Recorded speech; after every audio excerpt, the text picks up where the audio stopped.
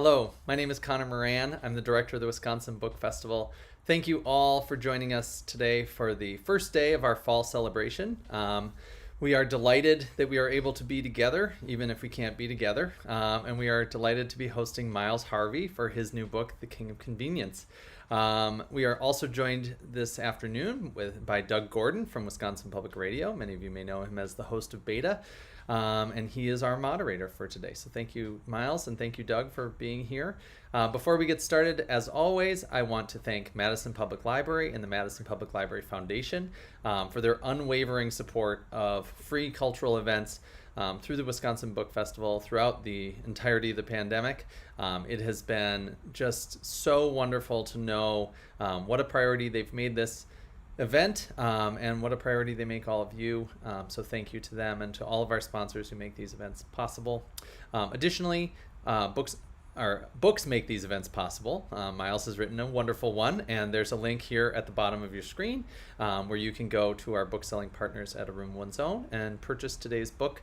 We hope that you do if you can. I am going to step away and leave it to the two of you. Gentlemen, thank you so much for being here. I'll see you at the end. Thank you very much.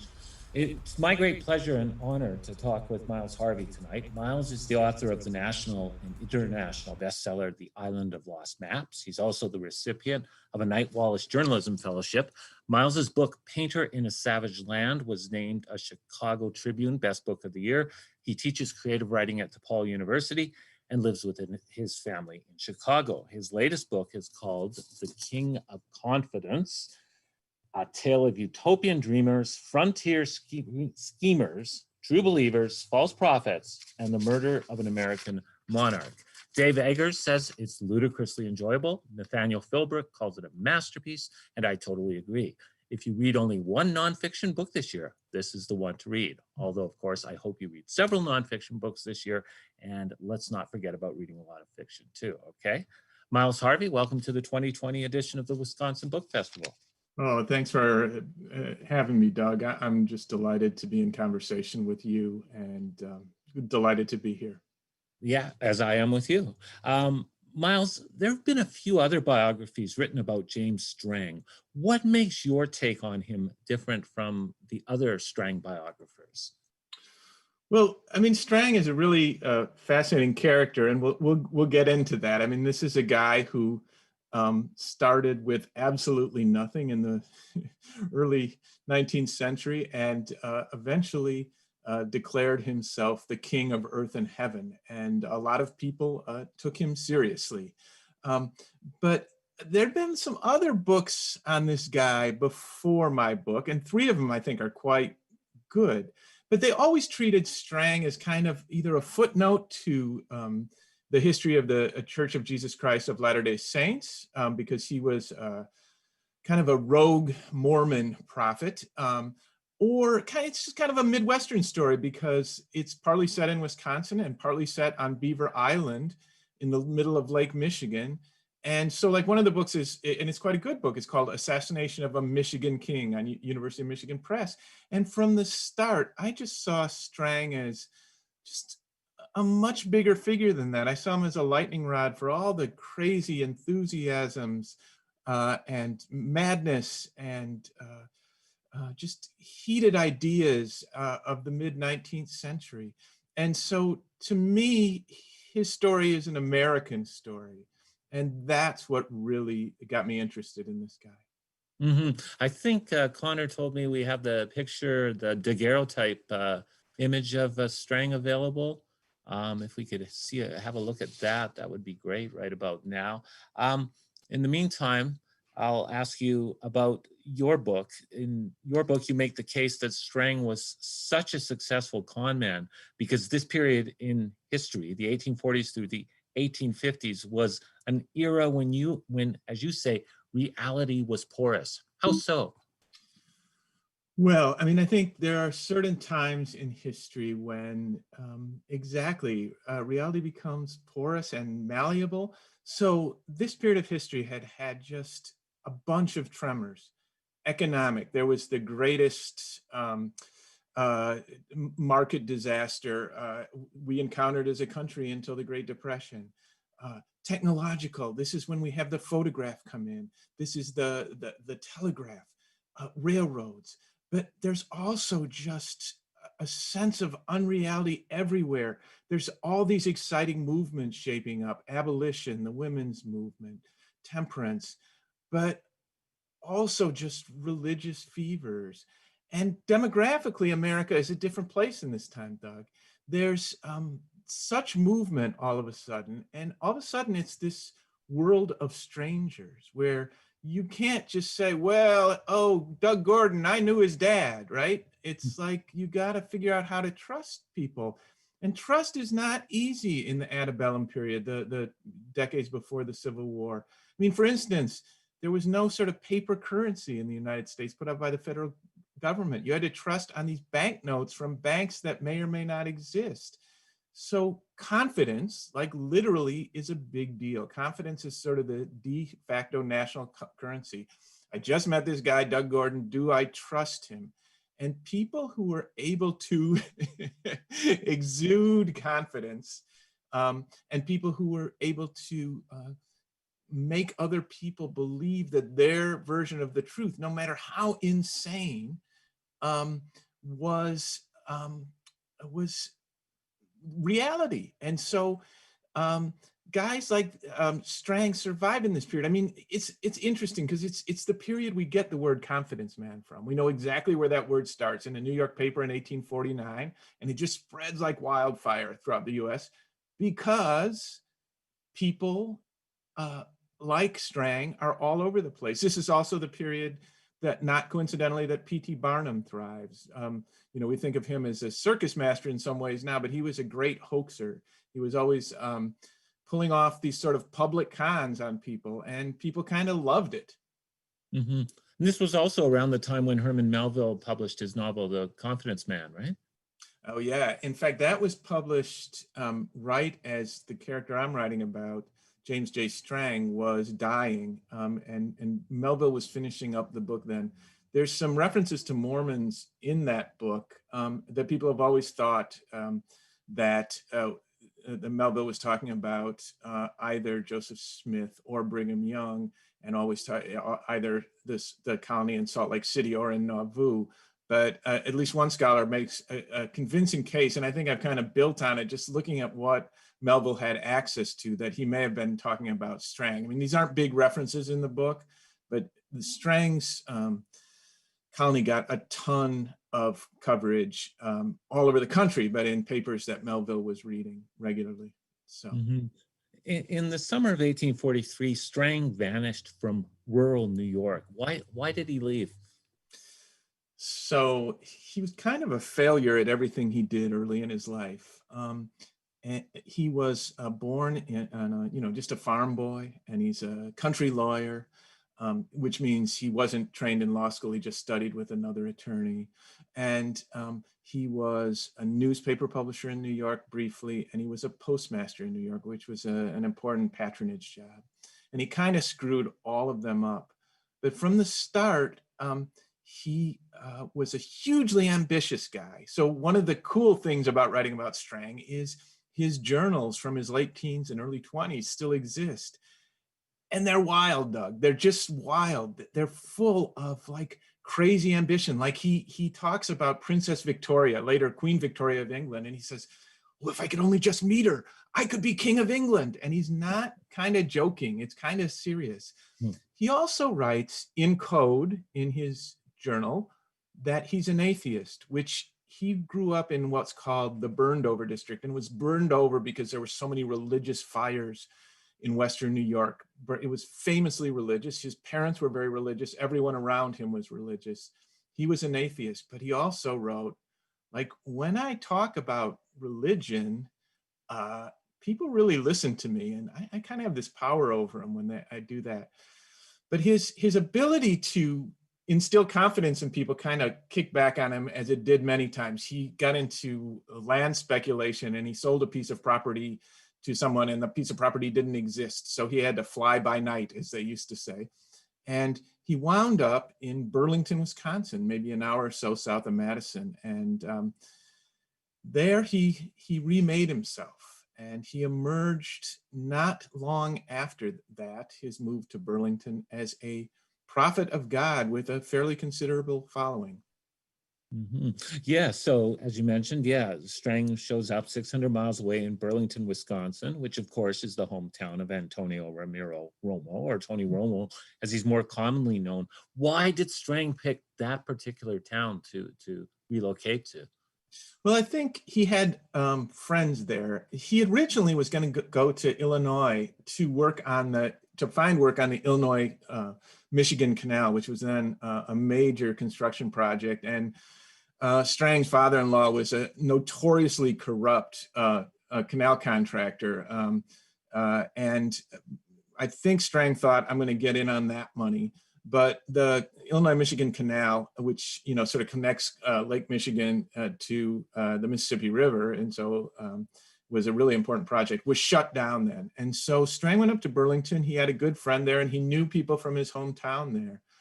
He was still an atheist when he arrived, but not long after his arrival, he went to Nauvoo, which was the Mormon hub on the Mississippi River in Illinois, and a city at that time that was as big or bigger than Chicago. It was an incredible, sort of Western metropolis at the time.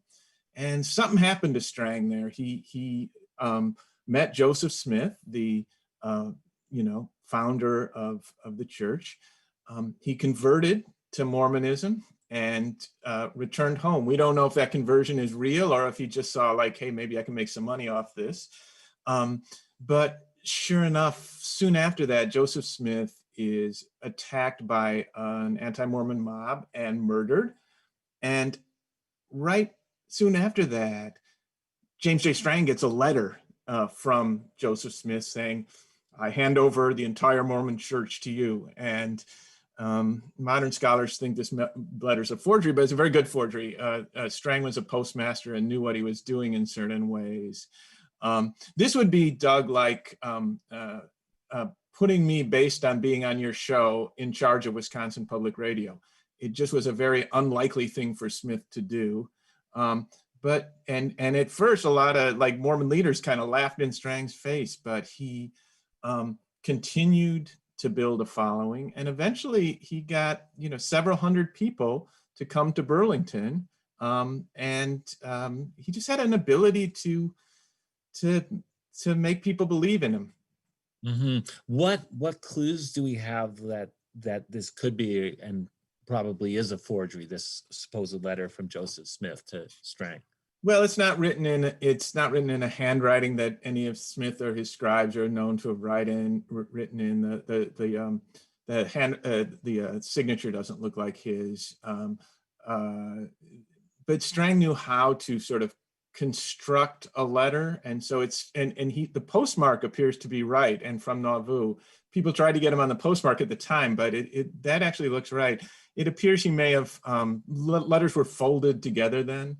And it looks like he may have taken some sort of partially legitimate letter and folded this other letter inside of it. One of his associates later said that this was a real estate scam from the start. And I don't know if that's true or not. I mean, that Strang and his friends in Burlington were just trying to get people from the church to move up there. And they had reason to believe that people needed a new refuge. Strang got lucky in a way in that Nauvoo fell shortly after he started claiming to be the heir to the church. Anti-Mormon mob with the government famously forced people out of Nauvoo, and Brigham Young, who was Strang's main competitor, really vice versa, had to start the long and perilous and amazing march west that's such an important part of American history and certainly in church history.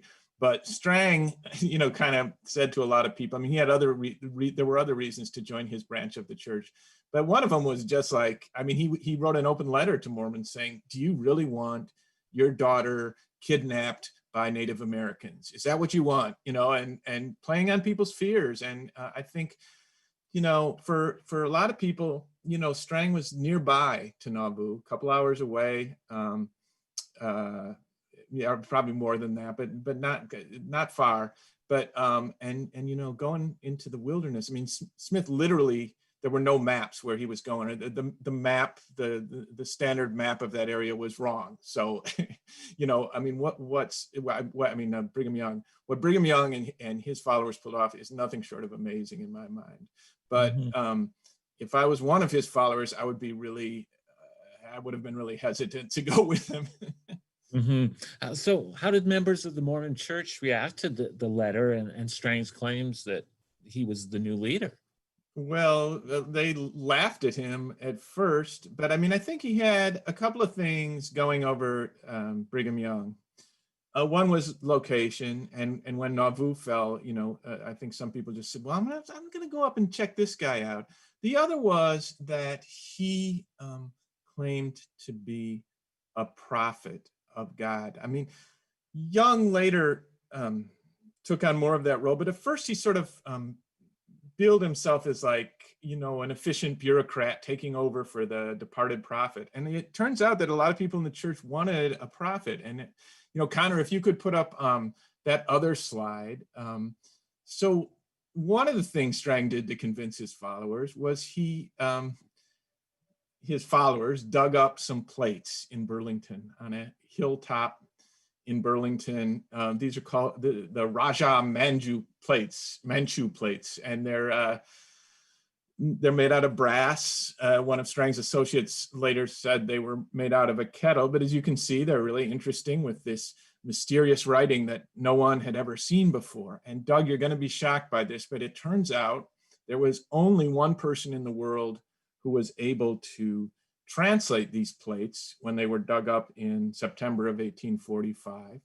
And that was James Jesse Strang. And so he took them back, and in a few days, he'd managed to translate these plates that spoke of the forerunner, which of course people saw as Smith, and the mighty prophet emerging, which who else could that be but James J. Strang? And it may be laughable to us now, but I think some people wanted to believe in miracles. And of course, this is how the church had gotten started. Joseph Smith had dug up the golden plates, which were what he translated for the Book of Mormon. And so Strang slowly started building followers. And he was also brilliant at media. We can talk about that. But I think in terms of sort of miracles, the Raja Manchu plates were important. Yeah, what did the Raju Manchu plates say on them? Well, it just, it's kind of this enigmatic, stuff, which I think was really appealing to people. But it basically said, there's this mighty prophet emerging, and of course, who else could that be? Of course, yeah. So there's only one guy. Yeah, of course, Strang. So, yeah, as you mentioned, some of his followers did believe that this was a holy text, eh? Correct? Yeah, I mean, I think Strang had a couple other things going for him, Doug. He was apparently, I mean, a really good speaker. Famously, one of the top people in the Mormon Church, they ran into each other and debated each other, and the guy said, "Wow, I can't match this guy. I'm converting." And he took a bunch of people with him to Strang's church in Burlington. Later, he became a great enemy of Strang's, but the story is interesting. The other thing is, I got to say, Strang was brilliant with media. As a newspaper editor, the first thing he did when he started this sect was he started his own newspaper, first in Burlington and then later at Beaver Island. There was something called the newspaper exchange system in the mid-19th century, which allowed newspapers to send other newspapers copies of their paper for free. And what it did in practice, when there was this boom of newspapers all over the country at that time, it created sort of a early version of the internet. People would cut out stories from different papers and they would use them in their own newspapers. Sometimes they'd attribute them, but often they just typeset them and put them in the paper. And Strang understood this. And so he was able to, he was like brilliant in understanding, like, I can control the news from the frontier if I do it right. And so he was able to get huge publicity for his sect without he did tour the East a lot, and he drummed up a lot of followers, but he was also able to stay in the news, first from Burlington and then later from Beaver Island. Mm-hmm. So it'd be fair to describe James Strang as one of the first media manipulators, eh? He's brilliant at it. Yeah, I think that's absolutely the case. Yeah, he was absolutely brilliant at I would think of it in maybe the way President Trump uses Twitter to get around sort of traditional media, or the way the Russian trolls were able to affect the 2016 election. I think often con men are a little bit ahead of the rest of us in terms of technology, and that was definitely true of Strang. I mean, he was a good writer. I mean, it's not someone you'd necessarily want to read, but kind of in terms of like propaganda, he was super good at it, and he was a great prose stylist. And one of the things I love about this guy is he just kind of invented himself out of words. He's a great piece of fiction and nonfiction, but he had an amazing way to invent himself, and he almost always did it through words. Yeah. How were Strang's teachings about Mormonism different from those of other Mormon leaders? Well, the big thing that was different at first with him, later he translated, I used translated, I mean, if there are still Strangites, and some of them are in Burlington. I think most of the ones who are left are in Burlington. So really? Yeah, and I don't, and I should say I'm a person of faith, and I really don't question anyone's faith. So, but I'm going to put translated in quotation marks.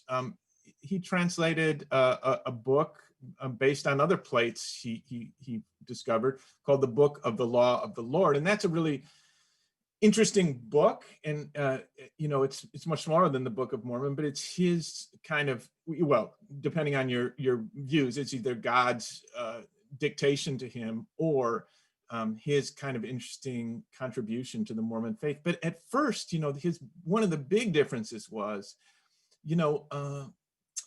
polygamy was an open secret in Nauvoo among church leaders, and a lot of people in the church didn't like it. Joseph Smith practiced it, obviously. Brigham Young did too, although Young said at first that he didn't want to. He just felt that God was telling him to. And Strang marketed himself as the anti-polygamy prophet. And he said, I will never accept this. I will never believe in this. Well, that lasted until 1849, when he met a young woman named Elvira Field, and took her as his first polygamous wife. He already had a wife, only he didn't tell his first wife, nor did he tell any of his followers at first. Of the many moments in this book where I say, I'm not making this up, instead, Strang had Elvira dress up as a young man named Charles J. Douglas. And he toured the East Coast for months. This wasn't a con he pulled off for a week or a couple of days.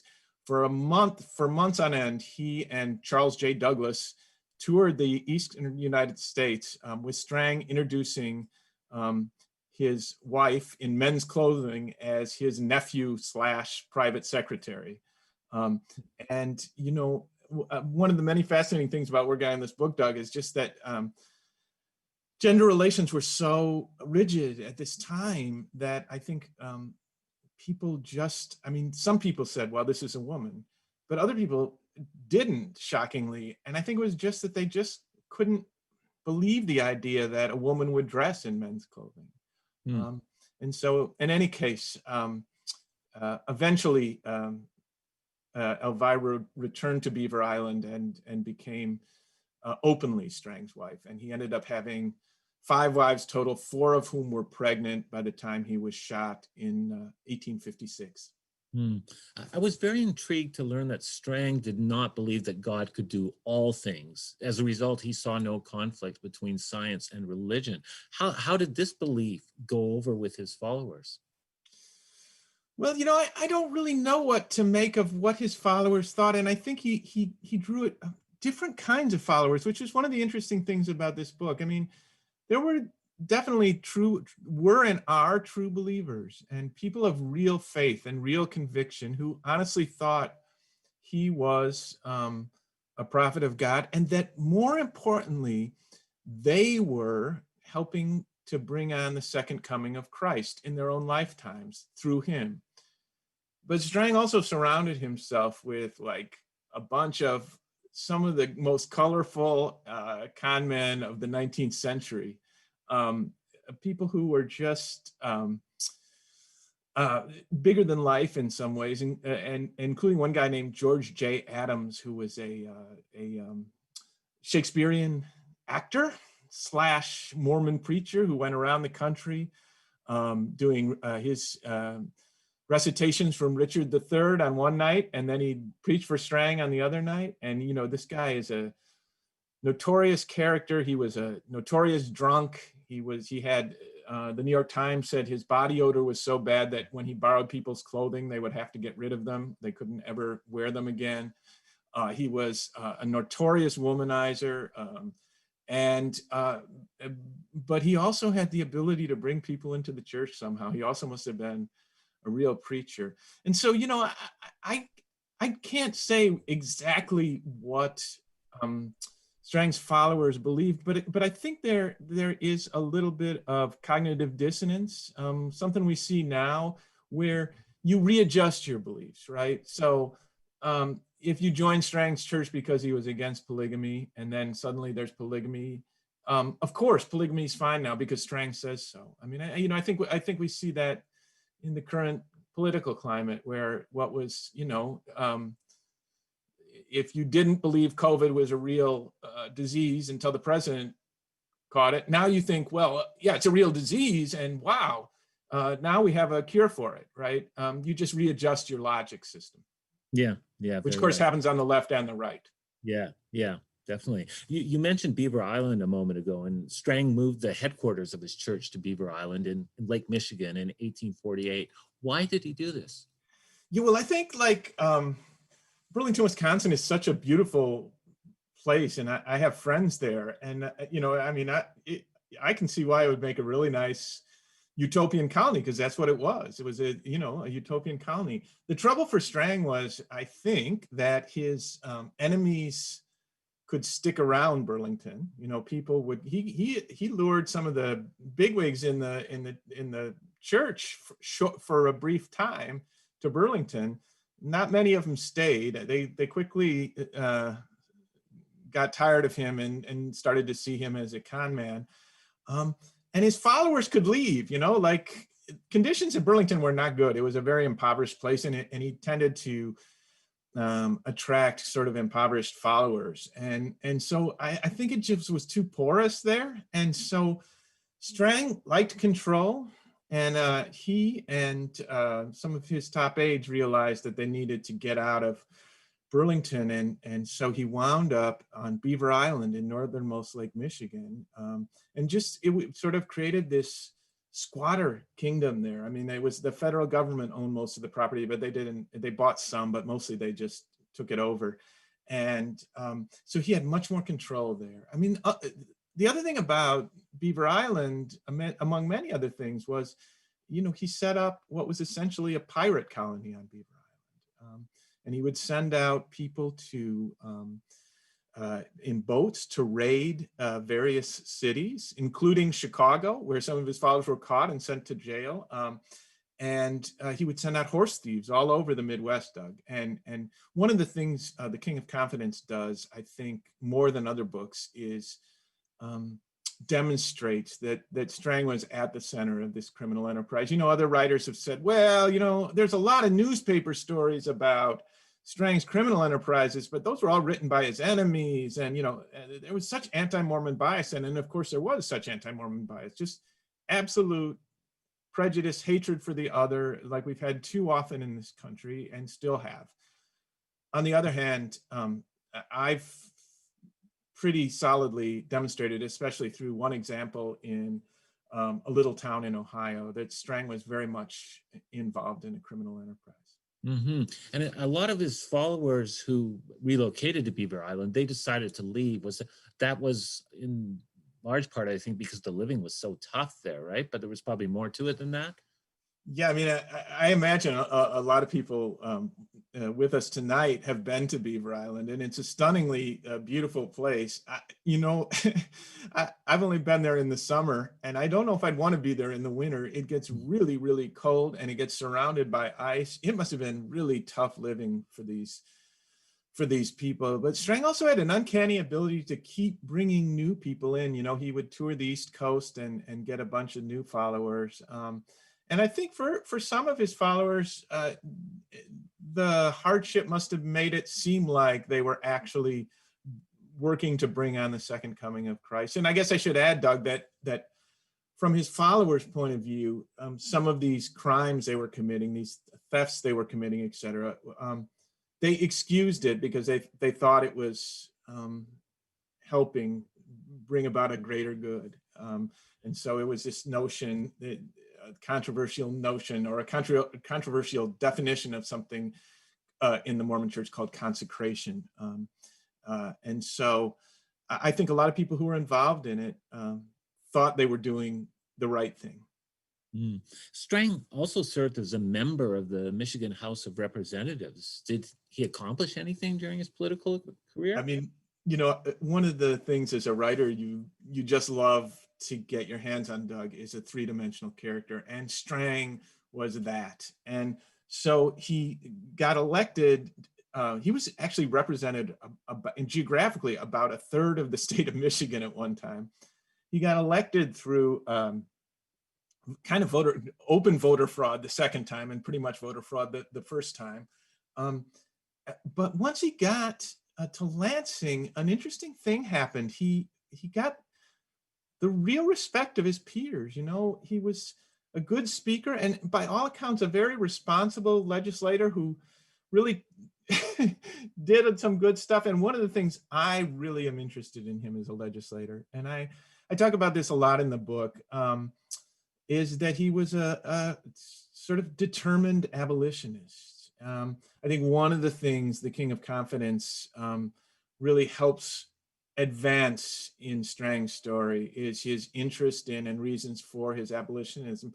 Really, I think it's the only thing he really believed in. He could, like many con men, he was pretty, yeah, I believe that yesterday and this today, but he really believed and voted and worked in the Michigan state legislature, not only against his own party, the Democrats, on issues of abolition, but also against his own interests. And so that's super fascinating to me in terms of who he was and what he did.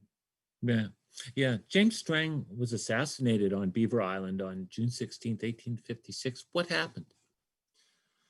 So, he had proved like incredibly durable and intrepid before then. I discuss in great length in the book about how President Millard Fillmore actually sent in the U.S. Navy. The U.S. government was so worried about this quasi-independent kingdom on U.S. soil that they sent in the U.S. Navy and our first iron-hulled warship to invade the island and bring it back to justice. But he beat the rap. Like, they brought him and a bunch of his followers to Detroit, and partly because of his own legal skills, he was found not guilty and was released. And, when Millard Fillmore left office in 1853, the president who tried to bring Strang down left in kind of disgrace, and Strang was still king. So he'd been pretty durable, but he also made a lot of enemies internally, externally. The people around him really disliked him. The federal government disliked him. The state of Michigan disliked him. And so in 1856, a plot developed. Now, again, this is one of the weird moments in the story. One of the stated reasons for the plot was that Strang had made all women on the island wear pantaloons, like pajama pants. We call them bloomers, as their regular wear. And these don't look too shocking to us now, but they shocked people's sensibilities then. It's a little unclear why Strang did this, but one clear thing is that he used it to enforce control. But I think of it, Doug, like masks are now, right?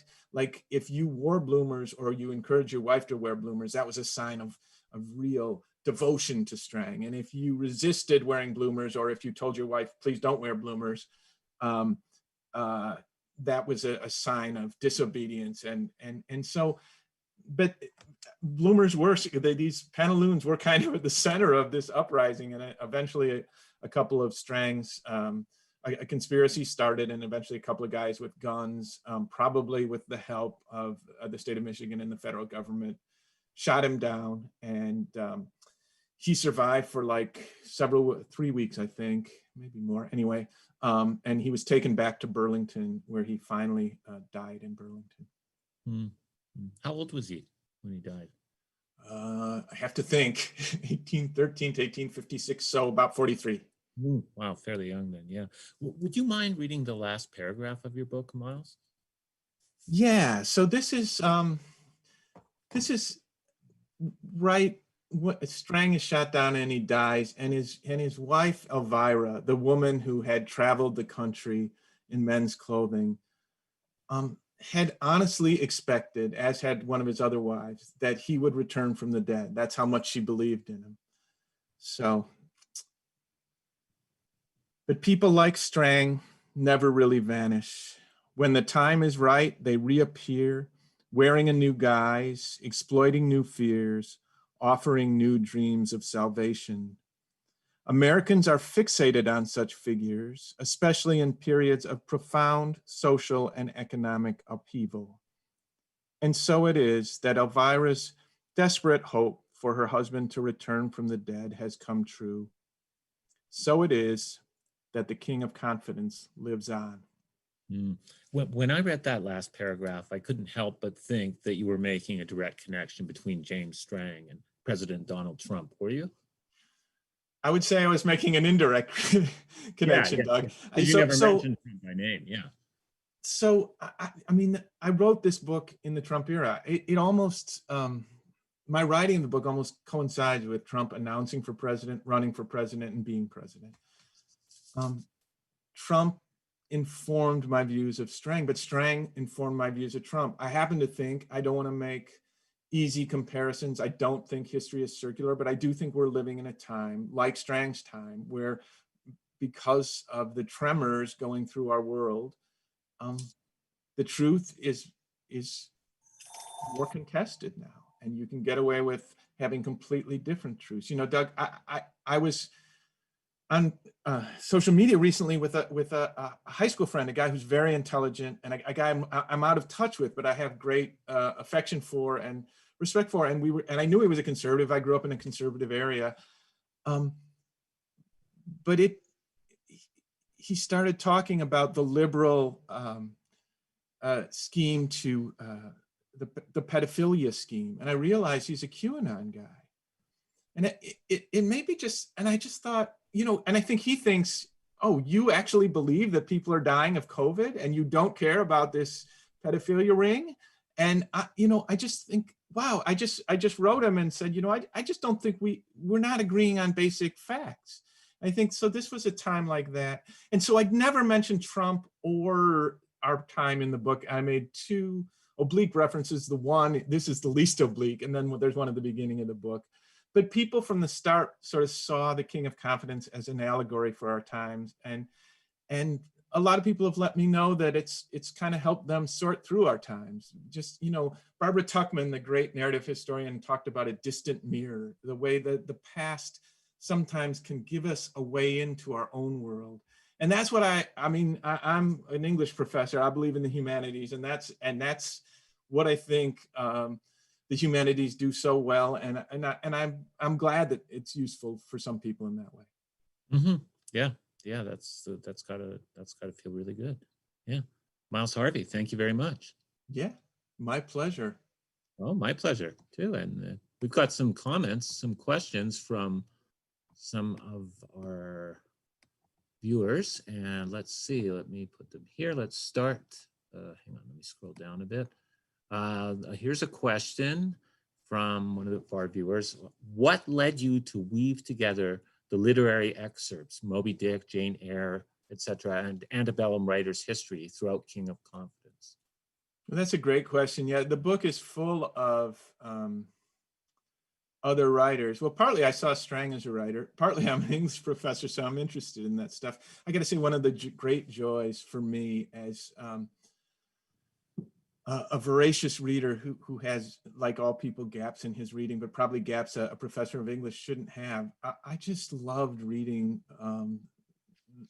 in the antebellum period. And, for me, of course, Melville and Poe and Hawthorne and Charlotte Bronte, but also amazing writers I'd never read before, like the proto-feminist Margaret Fuller. I loved it.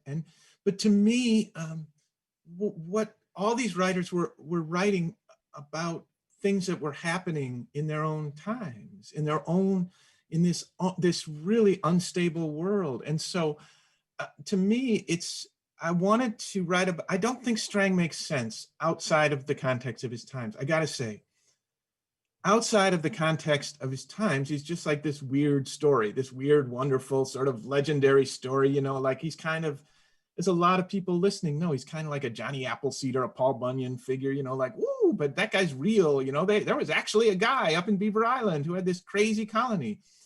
But when you think about him in the context of his times, he not only makes a lot more sense, he becomes a lot more interesting. And so that's one of the reasons I went back to what other people were saying about similar things. Like, for instance, Marx wrote and Engels wrote the Communist Manifesto at this period.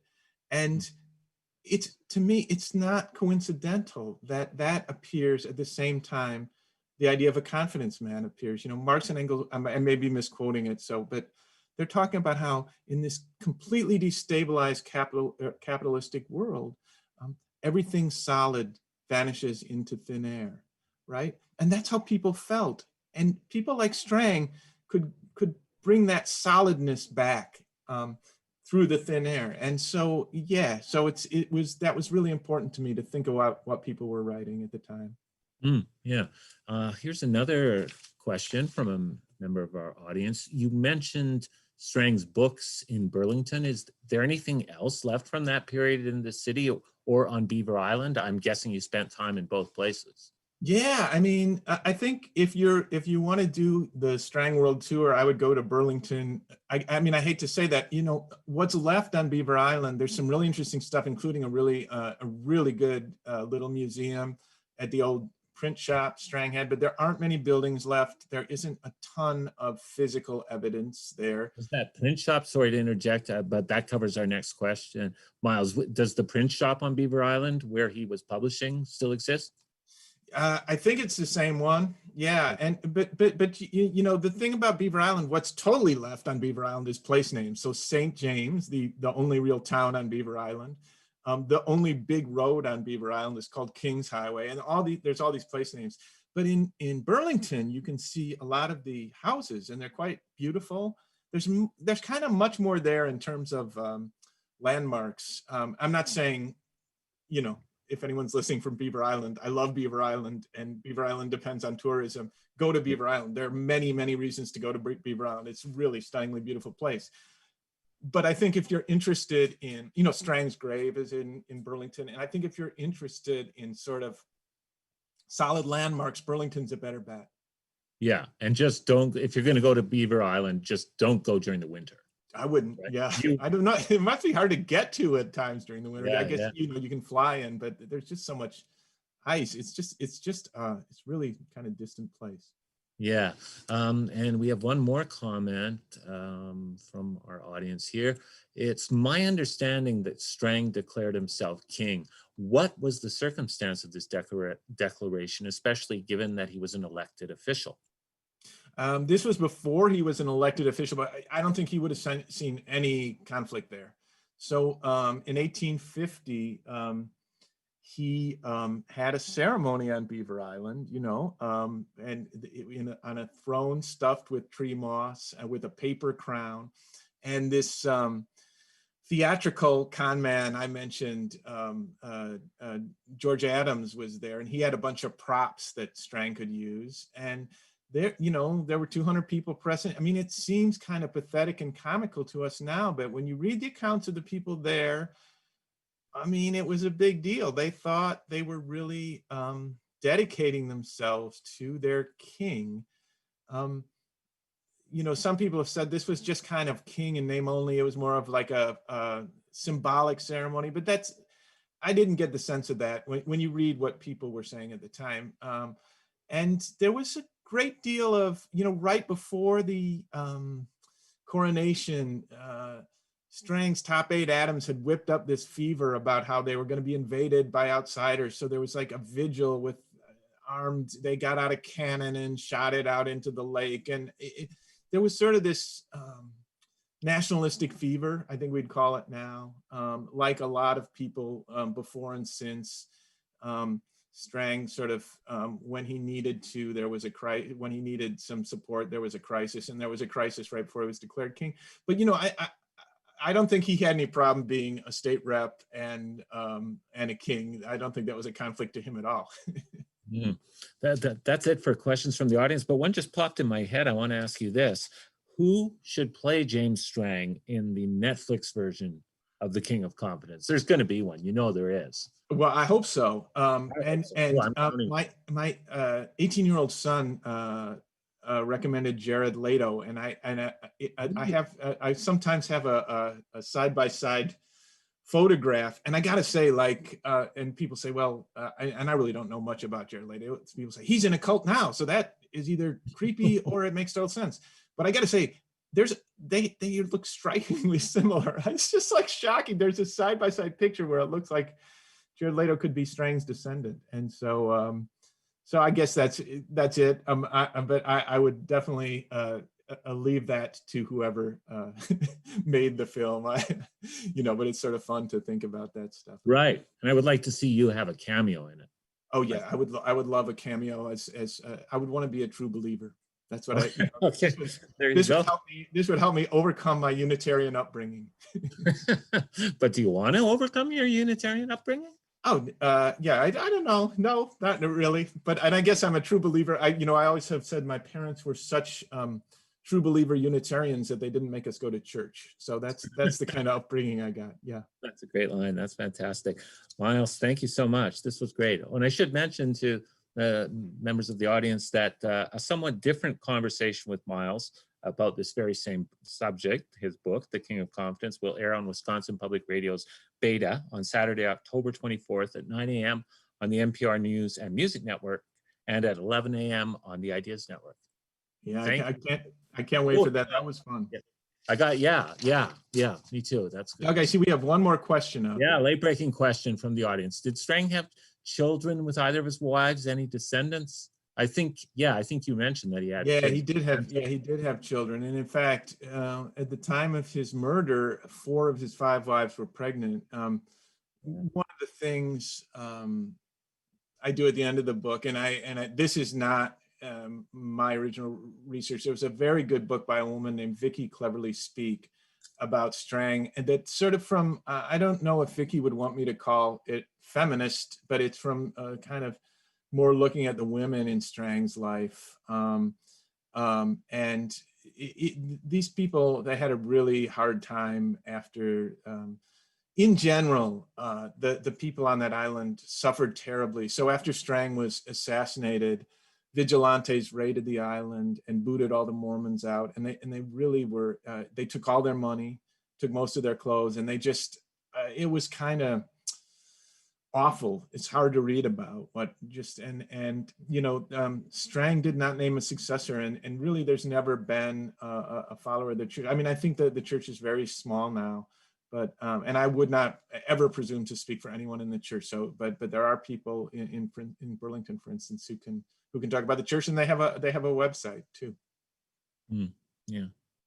Okay, well, thank you so much, Miles. It was such a pleasure and such an honor to talk to you about this. Thank you so much. Yeah, Doug, I really enjoyed it. Thanks so much for having me on. Thank you. And I just want to also just thank Connor and the Book Fest. Yes, thank you, Connor. And the library. and really great that you guys are keeping this going. I think these things are all the more important. Yeah, we couldn't do it without you, Miles. So thank you for writing this wonderful book and keeping a piece of Wisconsin history alive. It is, we are here to feature great work being done in and about Wisconsin, and so it's lovely to be able to feature the King of Confidence tonight. Doug, thank you so much for your questions and for leading us through a great discussion. And please do check out Doug's other interview with Miles on Wisconsin Public Radio. We are halfway through Thursday of our fall celebration. We hope that you'll come back at 7 o'clock tonight for Nikki Giovanni. She'll be here for her new book of poetry and prose, Make Me Rain, in conversation with Kiese Lehman, the author of Heavy. And then at 8:30, we have Angie Kim for her debut novel, Miracle Creek, and Kylie Reed for her debut novel, Such a Fun Age. Angie won the Edgar Award for Best First Novel, and Kylie was longlisted for the Booker Prize for their debuts. So some pretty great literary fiction coming up tonight. Well, gentlemen, thank you so much, and we'll see all of you again later, we hope. Have a great night. Thanks so much. Thank you, Miles. Thank you.